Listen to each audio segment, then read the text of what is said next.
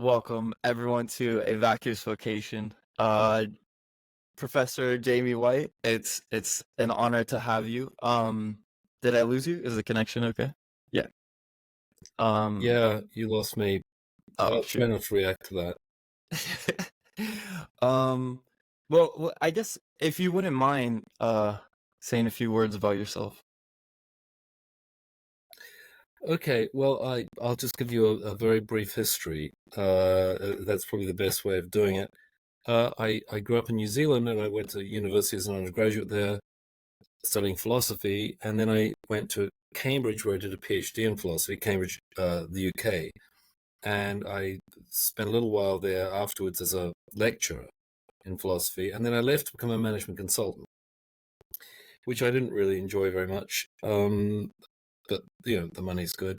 And then I wrote a book called Crimes Against Logic, which is available in all good bookstores, and that went okay. And so I quit and tried to be a writer, and it's difficult to be a professional writer. So I went back to my old firm, and I was writing on the side, and then I got recruited back to New Zealand to be the leader of a little political party called ACT.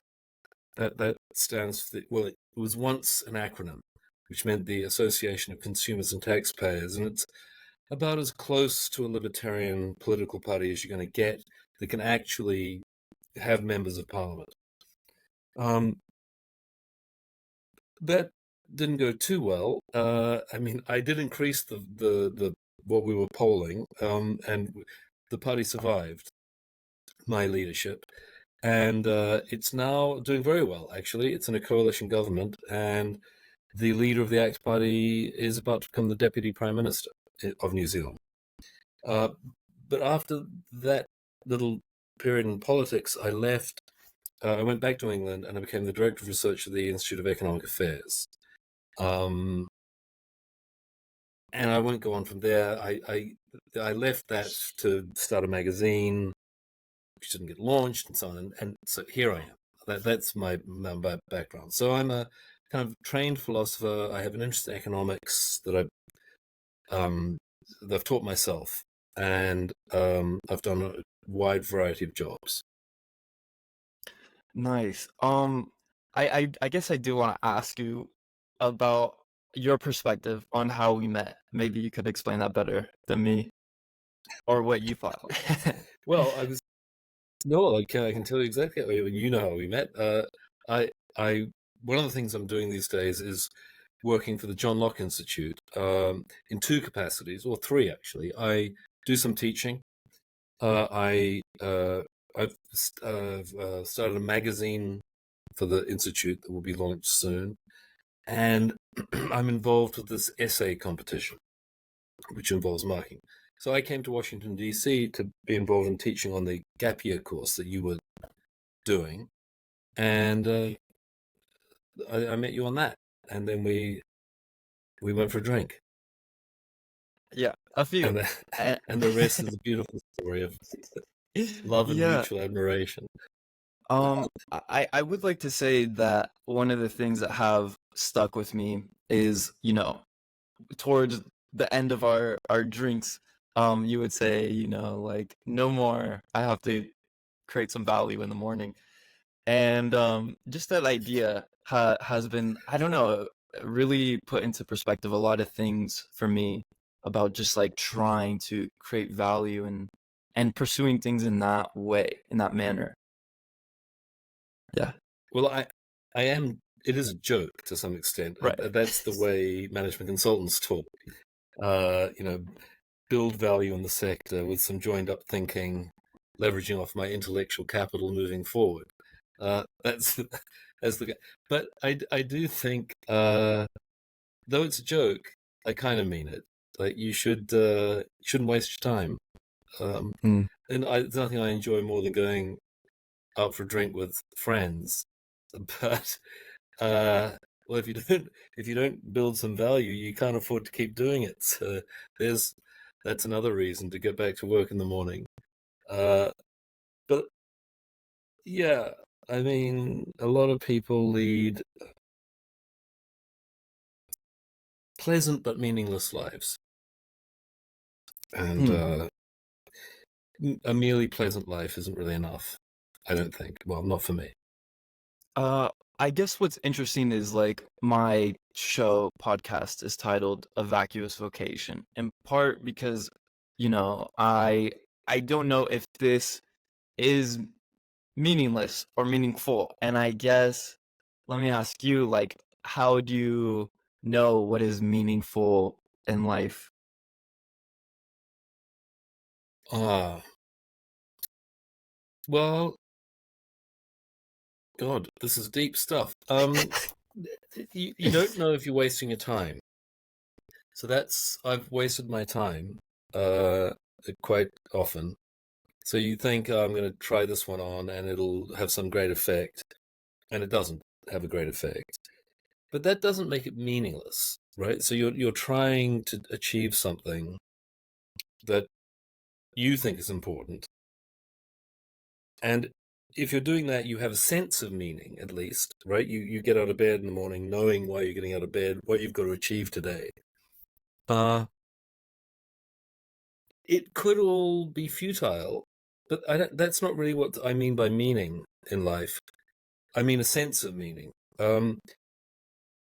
No, okay, it gets a little tricky. If you got a sense of meaning out of doing something completely ridiculous and trivial, like, I don't know, got a sense of meaning from tying up my shoelaces and untying them and tying them up again, that would be insane. But most people aren't like that. Most people only get a sense of meaning out of things that, in a way, are worthy endeavors. They're trying to do something worthy. And sometimes I disagree with these people profoundly. I mean, there might be a socialist, let's say, who gets up every morning trying to bring about the downfall of capitalism and he wants to install a centrally planned economy and all that. Now, I think he's very wrong. I think he shouldn't be doing it.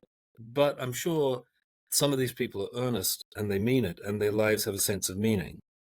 And so when I talk about meaning, I'm not really saying that it's right or wrong. I'm just saying that it's something. I suppose the point about it is it's something that you care about, kind of in it for itself. Not it's not a means to some other end. You feel compelled to. You're trying to bring it about. Just because you love it so much or you value it highly. I mean, it could be music, for example. If you're committed to music and you're in a band or whatever, and you get up every day thinking, I've got to write a new song, or I've got to rehearse with the band, I've got to get better because we're performing. That's meaning. That's a meaningful existence. A chef who's really devoted to his art, that's meaningful. A chef who isn't devoted, it's just a job, right? He just turns up and cooks. That's not meaningful. So it's more to do with the what it means to you is really, and the happiest people I know, or the ones who've had great lives, are people who've had jobs that are high paying, from which they also find meaning. So that's like, I know some people who loved management consulting. I didn't, but they did, and that's fantastic, right? If you can really get a sense of meaning and it pays a lot, good luck to you. That's fantastic. There are some people who are lawyers, they love the law, they make a lot of money. Surgeons, imagine being a surgeon, right? That I'm sure many surgeons find it a very meaningful job, and they get paid, a couple of million a year or something. So, as my father used to tell my sister, Fiona, just remember, it's as easy to love a rich man as to love a poor man. So my advice is try to fall in love with a high-paying career. Wow. Okay. I guess I do want to ask you about Thomas Sowell and what you think of him. Yeah, I'm wearing look, I'm wearing a Thomas Sowell t-shirt. See it? Yeah. See that? That's that. You can get those online. I recommend them. Yeah. Well, I do want to tell you also, and maybe we could talk about this if you want, but so you did give me some consulting advice on this book, my master's thesis, which I'm trying to publish with Germinal Van Publishing. and he just published his own book on Thomas Sowell, titled Thomas Sowell, A Misunderstood Economist. So I'm a fan. I haven't read the book yet, but I think yeah, it's cool to see like someone like Thomas Sowell, inspiring future economists and the generations to come. Right. Well, he's an old school economist, in the sense that he's not an econometrician. His papers aren't mathematics. Apparently he is actually a very good mathematician, or was. It's just that that's not his approach to economics. George Selgin, who's a monetary economist, you probably know about him, believes he's against central banking, believes that we should have a free market and money. He doesn't do economics that way either. But he told me when I was talking to him about it, he said that he was a perfectly good mathematician. He could do that. He just doesn't think it's the right way to go about it. And Thomas Sowell, like many of the great economists, including even Keynes, Friedman, Hayek, they're not just economists in the narrow sense. They thought quite deeply about society. So they're social philosophers as well as economists, and very articulate on the big issues and so on. But your average economics PhD these days would have nothing to say about the kinds of questions that used to occupy Friedman and Keynes and Hayek and then Sowell. So, and it's a shame, but characters like Sowell seem to be increasingly rare. Yeah. I do really like that point about economists being social philosophers, and I don't know if you're familiar with Jeff Dice, the former president of the Mises Institute, but I try to listen to his podcasts and stuff, and he has been good at critiquing modern economists as just being these mathematicians and having like no new input on, the social sciences, which is what economists should really be studying, and what these great economists of the past did study and weren't afraid to discuss. And I think there is something to being a social philosopher, and how that I would like to think should be embedded in the economic profession, but yet it seems to be absent. Yeah, well, they've gone down the path that Hayek said they shouldn't in his Nobel Prize winning lecture. When he won the Nobel Prize, he gave this lecture. It's called the pretense of knowledge. I'm sorry, can't remember it exactly. But his point was that economists in the 20th century started pretending to a kind of mathematical rigor that characterizes physics. And, physics was the kind of gold standard of science. Economists wanted to be scientists. And they tried to do the same thing. And for a variety of reasons, economics may not be amenable to that kind of mathematical precision. And they've and so you get these PhDs now, they've got great skills in mathematical modeling, that kind of thing. But if you were to talk to them about, they don't know much economics in the sense of the principles of economics. There's courses that are taught principles of economics, this sort of thing. And indeed, many of them didn't study economics as undergraduates. They come to it because they weren't good enough to do a maths PhD, so they've skipped to economics, and they do some modeling and they get some results, and now they're an economics PhD. And they might get a job in an economics department, but they don't really know any of the big ideas. Don Boudreau told me an amazing story once about the minimum wage. He went to a talk, and these people were saying that minimum wage does not increase unemployment. And it was all very data driven. And Don asked them, so you're saying, so I'm trying to get your views. He said, if the minimum wage went up to $50 an hour, you're saying they wouldn't cause any unemployment? And they said, oh, we don't know. We haven't looked at the data. So they kind of can't think in terms of general economic principles and apply them. They've got it's just data analysis. That's kind of all they think it is. Very strange. Yeah, I mean, yeah, that is a really, I guess, interesting in the history of the economic professional development as being like having that physics envy being totally based on empirical evidence and complete disregard for the social sciences itself and culture and the influences, I guess, of that. Um, yeah. Yeah, well, I mean, I think, you're an Austrian, right? So the Austrian, I'm not sure I am. I don't need to take a position on this. It's not to make a living from it, but uh, Human Action by Mises tries to build economics out of basic psychology.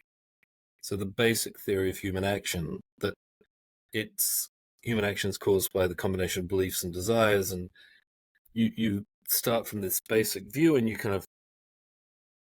develop a theory. So from that, a theory of economics, and it's amazing to see how far you can go, starting from these basic ideas and assumptions about rationality. And some people say, well, he's wrong. Look, we see these things that don't work the way he says they do if you look at the actual data. And he doesn't test his theory against data. He just builds it up from the first principles. And if I'm going to defend his approach, which I wouldn't completely, but if I'm going to, I think the way you can defend it is like this. You go, well, those basic principles of psychology that actions are caused by beliefs and desires, that assumption is based on almost infinite amount of data, right? That this comes from millennia of human experience. So it's a very fundamental theory of human psychology, and it is well tested. Then you build out your theory of economics from those principles. I think that those principles are more certain and more solid than the empirical tests that economists nowadays tend to do, right? They're very dubious. So I would be very reluctant to throw out economic principles derived from those basic ideas because of some contrary study that's just been done by an economist at a university. You see what I mean? If you think, Yeah. which one's more solid, which one should I take more serious? This all comes back to the Hume on miracles, the philosopher David Hume on miracles. He said, look, a miracle is, kind of by definition, something contrary to the laws of nature. So somebody tells you, I've observed a miracle, and you must believe in it. And Hume says, no, you shouldn't believe in it, because the evidence that you have for the laws of nature is very great. This person telling you, I just saw something like a wall bleeding, or a statue of Mary crying, or whatever, it's much more plausible that that person is lying or hallucinating or in some other way deluded or just innocently mistaken than that the laws of nature as we believe them to be today are wrong, right? So my view is that if you've got we've got a general principle of the prices and demand, so that if you arbitrarily put up the price of something, the demand for it will go down, the supply will go up, and you will get a glut, right? You'll have more of it supplied than it's demanded. That's a completely general principle. And all these economists who dispute that, they dispute that this happens in the case of employment and labor, right? So if you have a artificially high price for labor from minimum wage, they say this won't happen. For some reason, it doesn't have, the law doesn't apply in this case, right? Well, your study, it's flawed in various ways. All studies are, they're imperfect in various ways. Really? You want me to it's like asking me to believe in a miracle. It's kind of miraculous, right? I have to give up this general principle because of your study. I'm not going to do it. So that's the sense in which I think these guys, in a funny sense, are stupid. You know what I mean? It's actually what they're proposing is kind of dumb, because they're asking you to believe in something miraculous, and they occasionally they try to explain it. I mean, there is a theory. There's a theory about why uh, how artificially high a minimum wage can increase employment.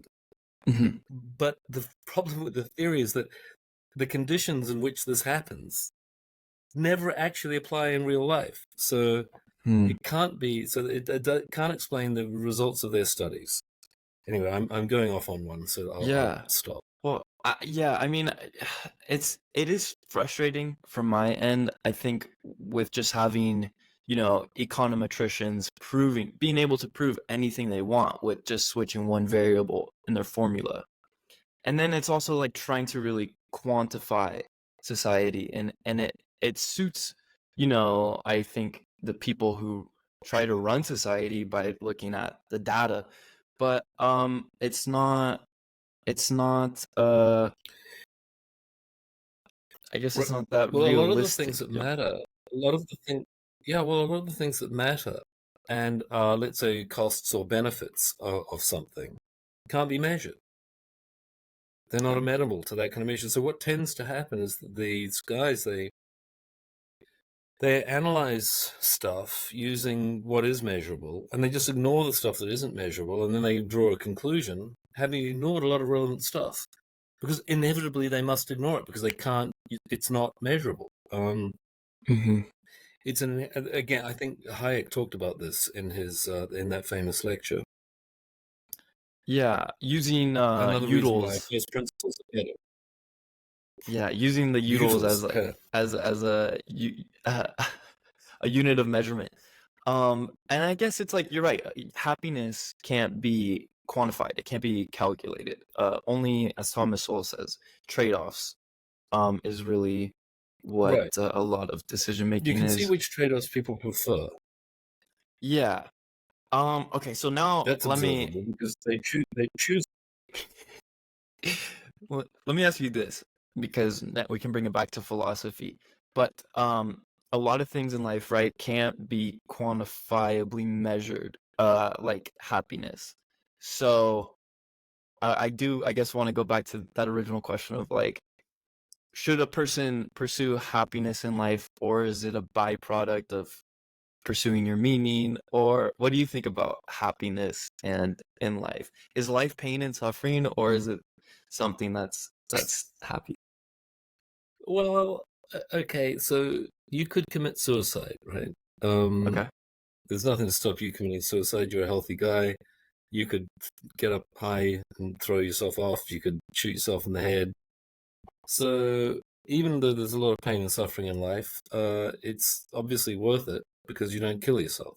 Some people do kill themselves, and in some cases, I guess they made the right decision.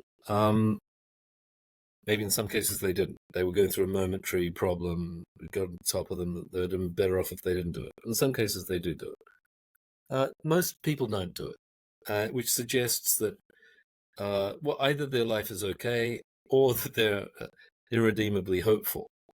But yeah, I'm neither a tragic. I don't take either a tragic view of life or a kind of stupidly optimistic one.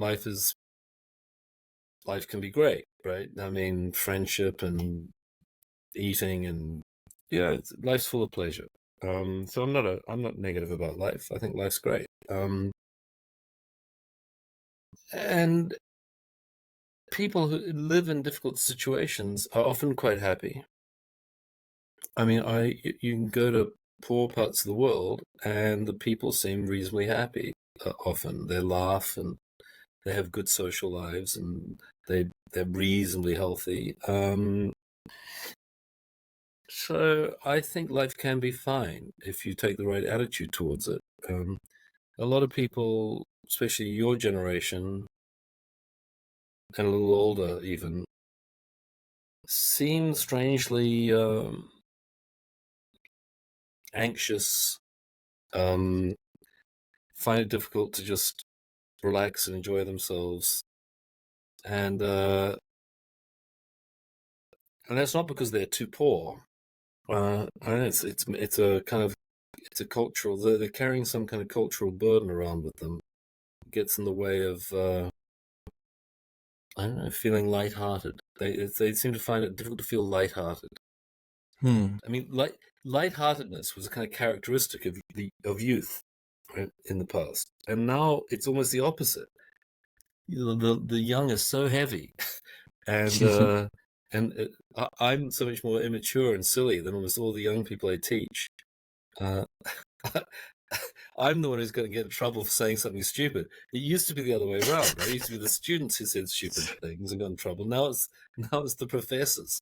Uh, so yeah, I think I wish you guys would lighten up and enjoy life.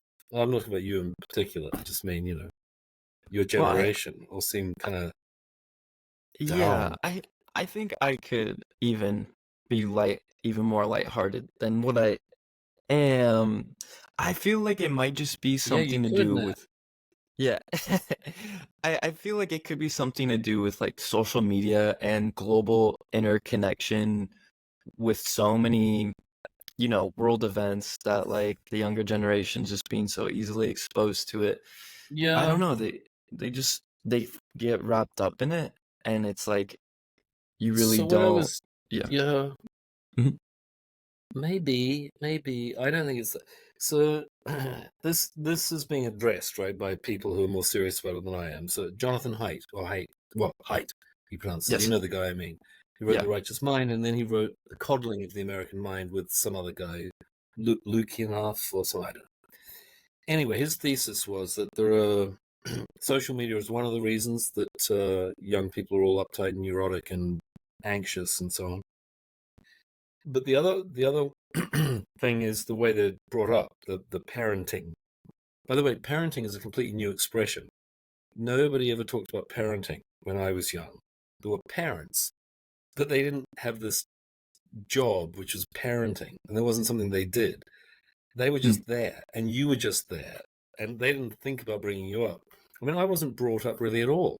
I was just there, and my father talked to me, but he didn't parent me in any conscious sense, right? But anyway, we were kind of free. We weren't looked after. We could run around and take risks, and apparently, modern parents don't do that, and they're endlessly fretting about the kids and worrying. Say, "Oh, don't do that. It's dangerous," and looking after them. And of course, this makes the kids feel that the world is a very dangerous place, or and then makes them anxious and pathetic in many ways. So I think so. This is one of the ideas that it's a result of the way people are brought up, and I think one thing that supports that thesis is that this mood that I'm talking about, oddly enough, is actually more prevalent in well-off people than in poor people, and in rich Mm. countries than in poor countries, and that's because that kind of parenting is what rich people do, and not what poor people do. And I think it's a real that's a big problem. And it makes people fretful. They're being told to worry all the time. I mean, you won't believe this. My parents, in my neighborhood that I grew up in New Zealand, we were encouraged by our parents to take crazy risks, physical risks. I mean, they would cheer us on as we did it, leaping off cliffs, boxing each other, driving cars around the back lawn, doing wheelies. I mean, and the parents are cheering. This is not the modern upbringing. No, it's not. But okay, but just because the term parenting may, I guess, be relatively new, there's always been like parenting, but that has changed, right? Like the Yeah, way, I guess a parent. I wish, I of could compare, but yeah. well, of course, people raised their kids. They did things. They intervened. My father was endlessly lecturing me, um, and he had all sorts of moral standards, and I heard about them all the time.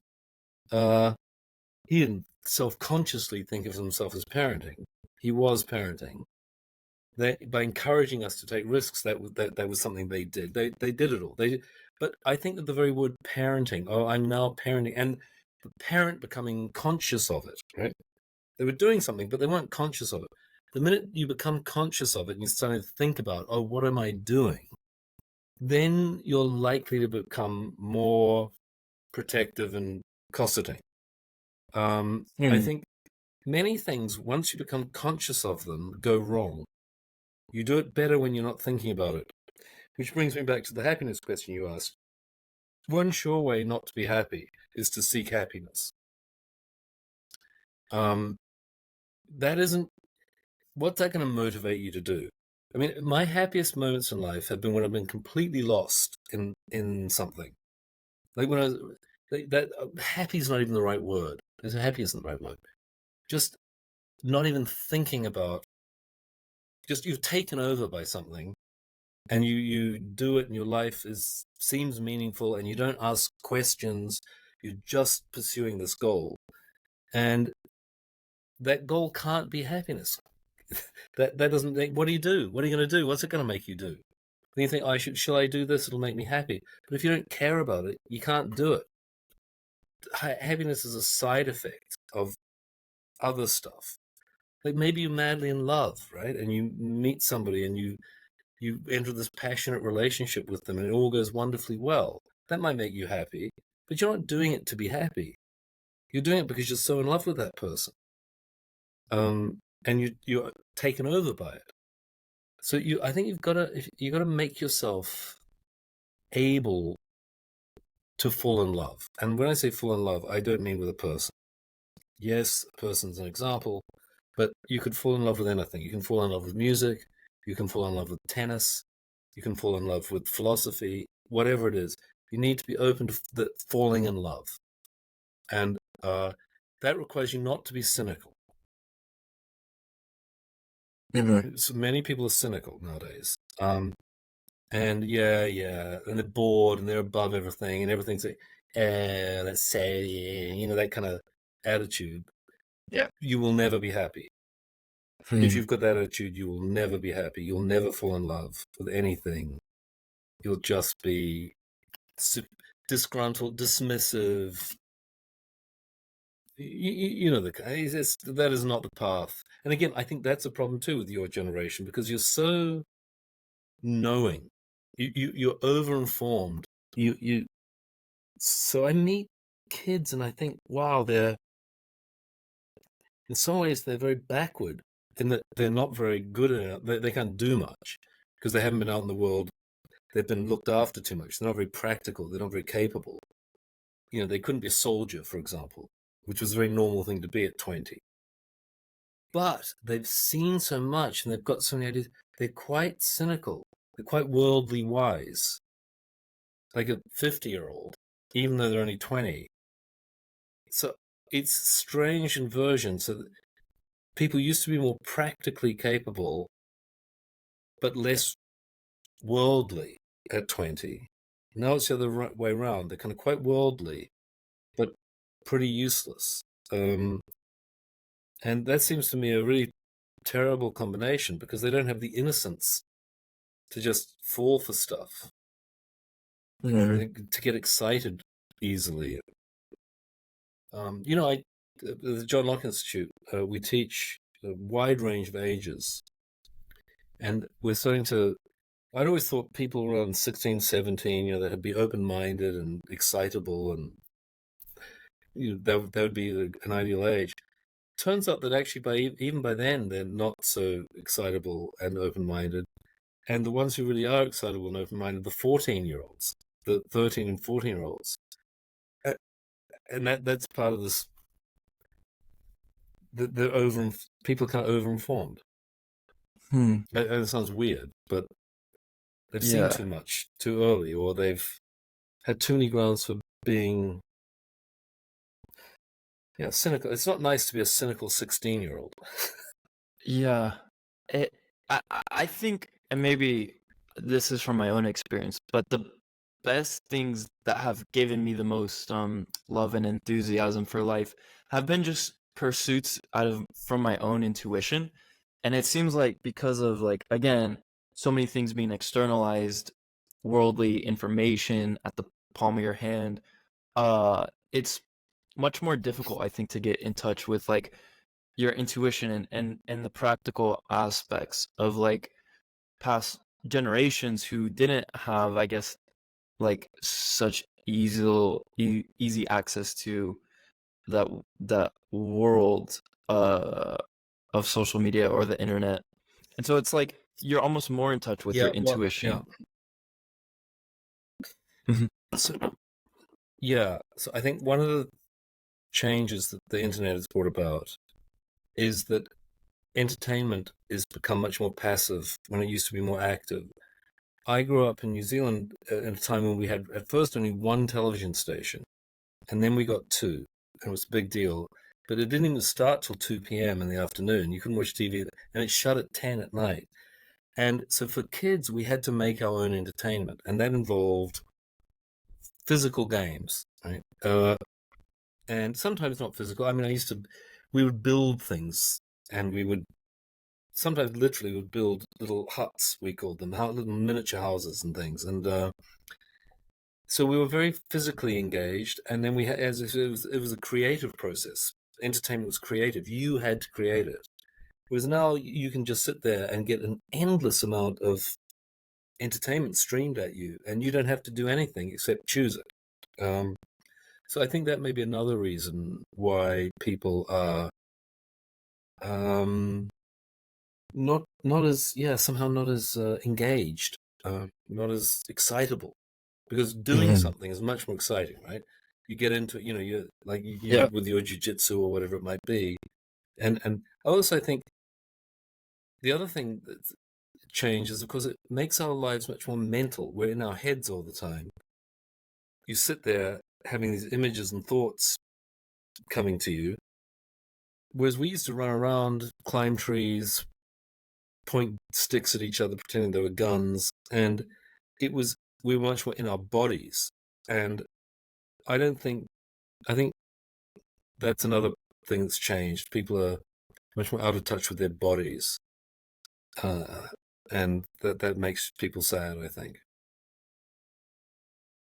Yeah. Yeah, I don't know. That's I guess really like beautiful too, your analysis of like pursuing things you love in life. And I think for myself, yeah, following my intuition, as quiet as it has been at times, but really following it towards those things that I just am most drawn to and cultivate the most enthusiasm for, have like led me to be feeling the best about myself, I guess, you know, having some self-esteem and like appreciation for life. But it goes quiet and dormant when you're just like, Another thing, of course, with a lot of these, if you, let's say you play a musical instrument or a sport or whatever it is, as opposed to just sitting down watching something on a screen, is that you get achievements, you get a sense of accomplishment, you get better at something. And that's extremely satisfying. And a lot of people go through life not having that experience. And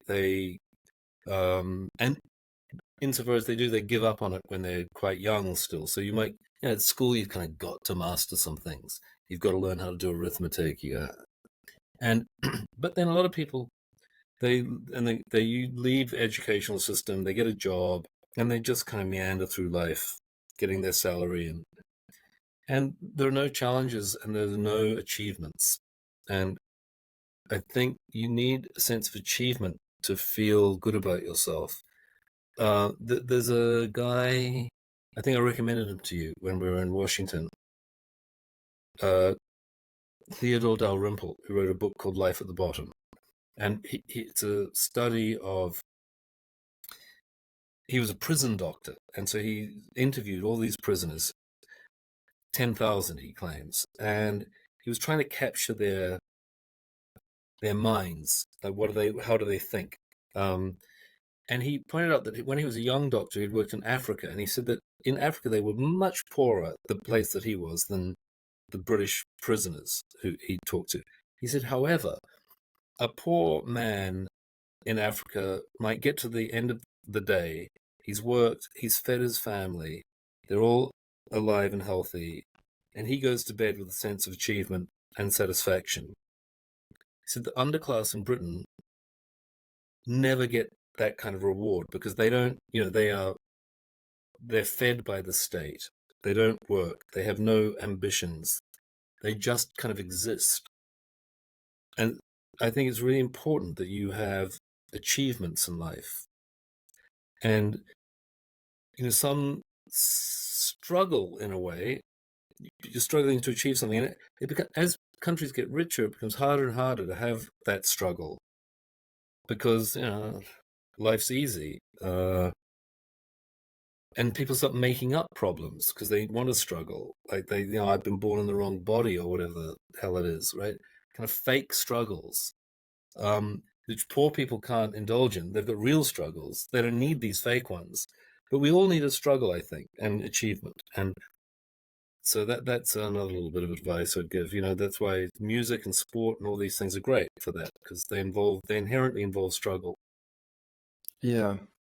I do, I guess, changing topics a little bit. I want to ask you this. Okay, so I'm working on my writing, and I hope that can be a fruitful vocation for me and for the rest of my life, really. But I want to ask you your writing process and how you go about writing and creating that value. Okay. Well, so over the last, when I was an academic, the writing comes after quite a lot of thinking, and you write out the arguments in note form and put it all together, and then you write it up, right? So now that I'm writing for a more general audience, the process has actually been a little different. I almost never sit down and write out the notes anymore. What I tend to do now is I get an idea. I'm talking about now, let's say an article for the newspaper, 1,000 words or less, right? Maybe. So I get an idea. I think, okay, I'm going to write about this and I'm going to say this. This is my view. And then I sit down and I write the introduction. And the introduction encapsulates the whole thing, right?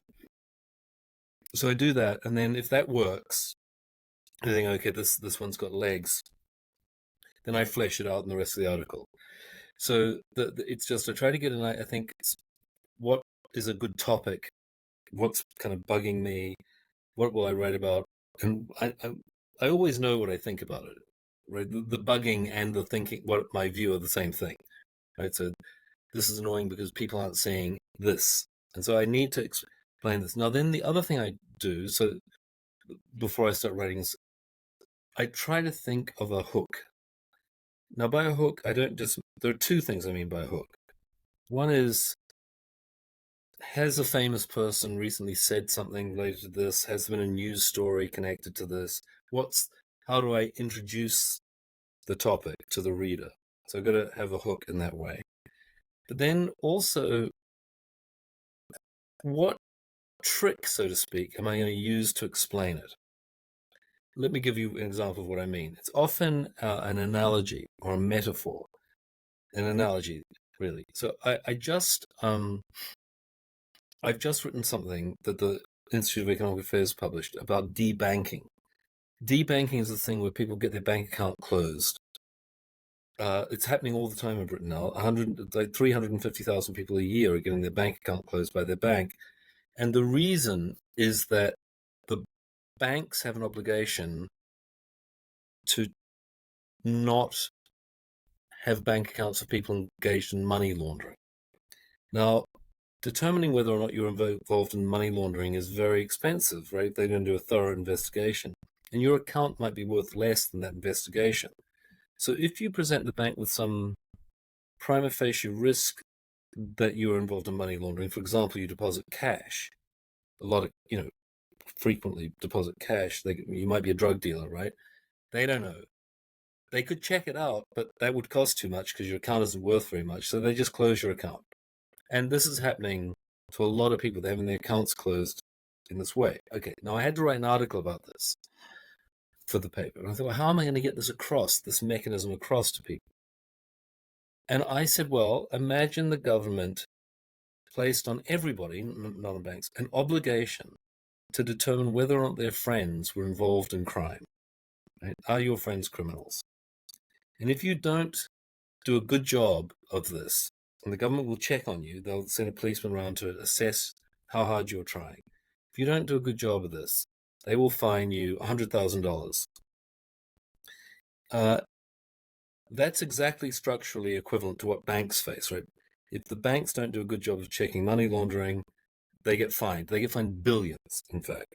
Okay, so I say, imagine it's each individual, and they've got an obligation placed on by the government on pain of being fined to check whether their friends are criminals. What would happen?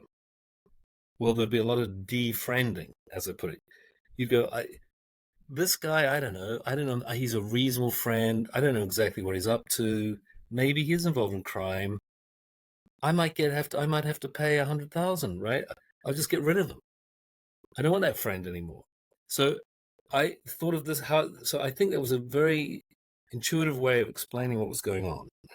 So I think that's it makes the article work a lot better if you can think of a way of communicating a relatively complex idea or an abstract idea in a way that the reader will definitely get. So make it more humble, more ordinary, more personal, and then you show it's exactly the same thing as this other phenomenon that you're really talking about. I think that's a good trick as well. So, and that can take a while to think through. So that's a bit of advice I'd give. To get some compelling example or mechanism for explaining your point. Don't just go straight into the abstract theory of von Mises or whatever, that you'll lose the reader. Yeah. Well, I do want to confess that I did write the 2,000 words, but I then tried to calculate, for my writing for my PhD, like how much time I have and how much I would need to write. And I was trying to create like a formula, but I think I'm just procrastinating. Where I was trying to write 5 pages a week, and now I'm thinking, oh, I could write 1 page a day. Yeah, I don't know. I'm kind of wrapped up in like writing the quantitative for a PhD aspect. is very difficult. Different though. Writing for a PhD is different from what I was just describing, right? You're writing for an expert audience who are forced to read your PhD. What I was just describing is writing for an audience that is quite happy to just not read on after the second sentence. So academic writing is different. That's why it's so bad on the whole, because they've got involuntary readers. Yeah, I guess I do want to ask you again how I should go about writing my PhD work. Well, you need to know where you're going, right? So basically you have a PhD as an extended argument, and the various sections of the argument are chapters. And so you work out what that argument is, you break into chapters, and then you want to make sure that the argument stands up before you waste too much time writing it. So get as much feedback as you can on the basic argument before you put all that work into writing it up. So you've got to be kind of convinced this is going to work. I've got a view here that I can defend. And then you write it up. And the normal process is that you write bits of it. Like, and here's this bit of the argument, here's that bit of the argument, here's that bit of the argument, as you go along. And then when you can probably put the whole thing together, and in 3 months, if you're working reasonably hard, having written up all the various elements of it. And so you write up an element, you get feedback around that element, you refine it, you say, okay, I've got that bit done, so on, each of them. And then you just piece it all together into a unified whole. So you should have a view about what am I saying? Right? What's the answer to my question? What's my case for it? And then the case will have elements, and then you've got to flesh them out, and that's how you go about it. I mean, as I've told you in person in DC, the more feedback you can get, the better. You want just get out there, present your ideas to people, get them to tell you where you're going wrong. That endless back and forth, that's what hones your thinking. And then it uncovers the objections you might not have thought of, right? So you should be thinking about objections to your own ideas as you go along. Right? Here's my view. How could somebody object to it? What might they say? Well, you can do so much of that yourself, but ultimately other people are going to be better at it. So take any opportunity you can get to speak at a seminar or whatever. And what the good academics I know always did, right? They'd write up a paper. They were going to publish a paper in an academic journal. They'd write it up. They'd give it as a seminar. They'd spend about 6 months just talking, taking it around events. And at the end of that, they'd really refined their ideas, and then they'd write it up and submit it to a journal. So you should be doing that's a good process to follow. Okay.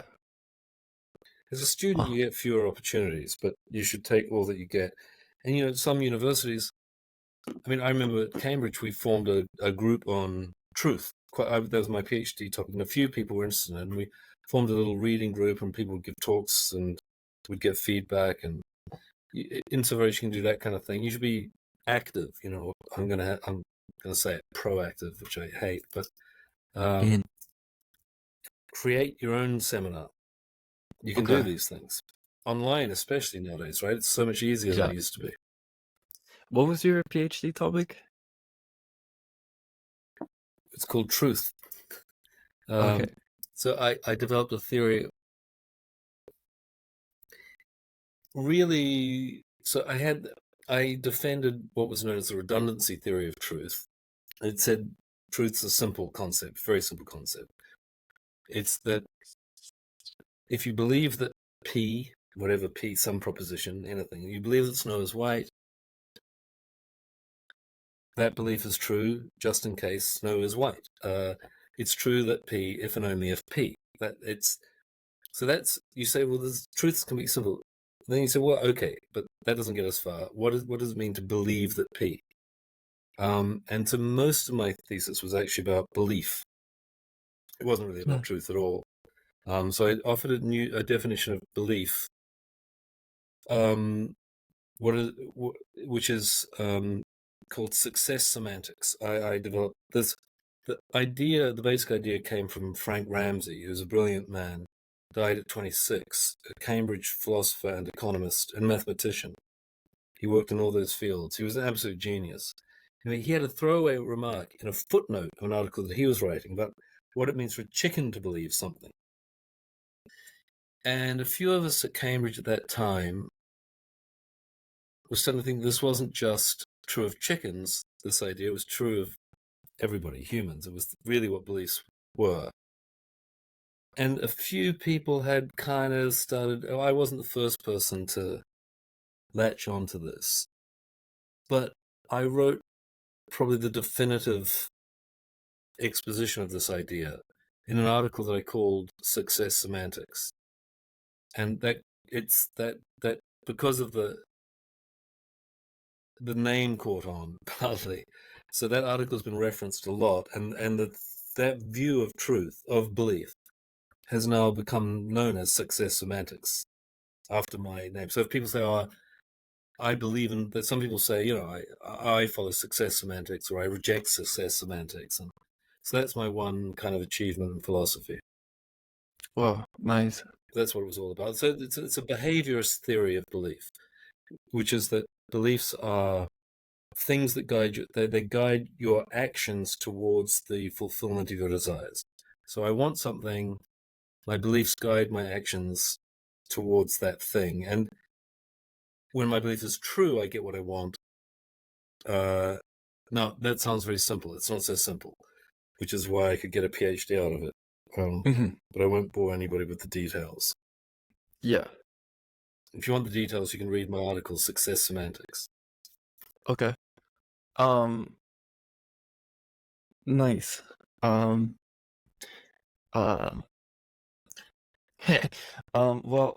I guess if there's anything else on your mind we can discuss with the There's a lot remaining. on my mind, Matt. There's always a lot on my mind. Okay, please tell me what is Yeah. what has been on your mind Well, lately. I'll tell you what's really on my mind at the moment, and I'm getting quite agitated about it, is the attempts all around the world by governments to suppress free speech.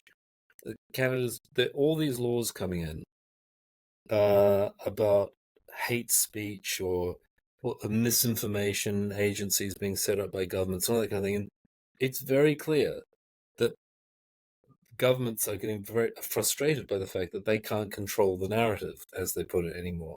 And they're trying to shut down people who disagree with them. You Americans are very lucky to have the First Amendment to the Constitution, which really, and a Supreme Court that really does defend it and adhere to it.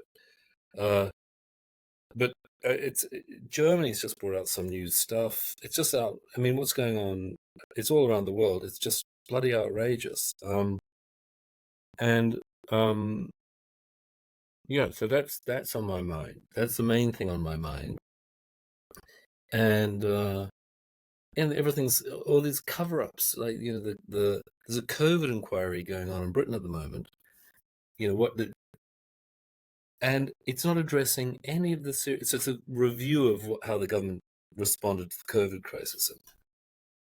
You can't believe what a load of crap it is. I mean, nobody is seriously asking, for example, was stopping kids from going to school for a year and a half worth it, right? I mean, considering that they were at no risk from the disease and that being kept out of school had all sorts of terrible effects. I mean, they're having this inquiry, right? And the inquiry will say, oh, yes, there were fine little things here and there could have been done better, but overall it was brilliant. We know that's what they're going to say. Whereas, in fact, it was a calamity, the government response. And again, there's all this kind of cover-up stuff going on.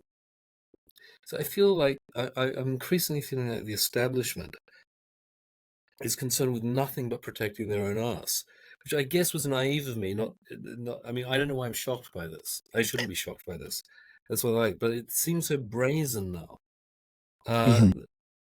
lying relentlessly in this kind of bullshit lying, cover-up type stuff, and then trying to control public debate, trying to imprison people who disagree with the government narrative. I mean, God. It really, it's depressing, and the problem is I don't know. You can even see that in America they want to do it. Right? The government wants to do it. There's all these fact checkers, right? Who are not fact checkers at all. There was a woman I read a wonderful quote from her. She's one of these fact checker types. I can't remember where she was from. An agency that's devoted to that, and she explained to somebody. And this is in print, that misinformation, it can be misinformation even though it's true. So a true statement can still be misinformation. And the reason it's misinformation is that people will draw the wrong conclusions from it. Like that they shouldn't vote for Biden. It's misinformation, not because it's false, but because people like her worry about what stupid people like you and me will conclude if they hear this misinformation. So that's what's on my mind, Matt. Well, But I rant. Sorry. yeah. No. I completely agree with that. It's I would say the mask is dropping in real time, which can be both depressing but also exciting, inspiring. Because I don't know, I feel like also you think it's all going to be great, right? I It's going think to be a revolution, an anarchist revolution. I think information and truth is asymmetrical in the sense that, like, if you tell me 99 truths and one lie, you'll be considered a liar, and it's really hard to regain that trust. And then once that trust is gone, it's just hard to get it back. And so that is kind of like what's disappearing in a sense, which I am like a supporter of, like, because I don't think that there should just be this trust in governments and political authority. Right. Yeah, I was discussing this with an interviewee for the John Locke Summer Schools the other day, whether the skepticism that's been introduced by having so many sources of information nowadays, and quite a lot of them being unreliable. We used to just kind of believe everything we read, right? I mean, there was always a saying, "Don't believe everything you read," but you wouldn't even need that saying now because people just don't. So that, and I said maybe it's a good thing. Maybe people are getting more skeptical. I don't mean cynical, by the way. Cynical and skeptical are not the same thing. You're getting more skeptical, and maybe better at thinking through, well, who should I believe and who shouldn't I believe? So that may be actually one upside of the internet and social media. Yeah. I said to her, she was very keen on the idea that the BBC and places like that were to be believed, which I was surprised by. Yeah, I mean, I guess, Anyway, people, yeah, I guess people did, believe it, and probably in previous generations a lot more than like the younger generations of today. But you still have people, they absolutely you, did. Yeah, yeah, and I think even in my generation, you have people who they are did. holding I on can to, assure you. yeah, yeah, and I think my Well, generation you is do just need much more someone to skeptical. believe. Uh-huh. Yeah. Yeah. Although sometimes they're insufficiently skeptical about some things. I I interviewed a very young chap from Hong Kong who he had in these interviews we discuss some big idea that they have, right? And his controversial idea, his was that there are aliens on Earth, space aliens, right? They're actually on Earth. And I said, well, we went through, how many planets are around the universe and whether or not they could get here given nothing go faster than the speed of light, all that kind of stuff. And I got right down. I said, well, like, okay, so maybe it's possible for them to be here. Probably not really, but maybe it is. Let's say it is. What makes you think they really are here? Like, why? He said, oh, because people say so on the internet. That was his reason.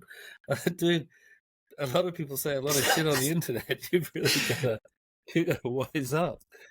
Yeah, You're not gonna get far in life with that approach. Anyway, there we the are. in my interview for the John Locke Institute, I referenced a book I was reading at the time, which I haven't finished, but Public Opinion by Walter Lippmann. And apparently that book is like required reading for Harvard, I think either political scientists or like media students. And the one of the points of that book is that if you're not at an event, then you are solely basing your belief on that event off the perspective of someone else. And it's all about, where was someone standing when that event occurred? What perspective do they have? What are their values and how are they presenting this matter and their opinion on it? And yeah, I don't know. It is Right, well, hard. that's what I think people are getting better at.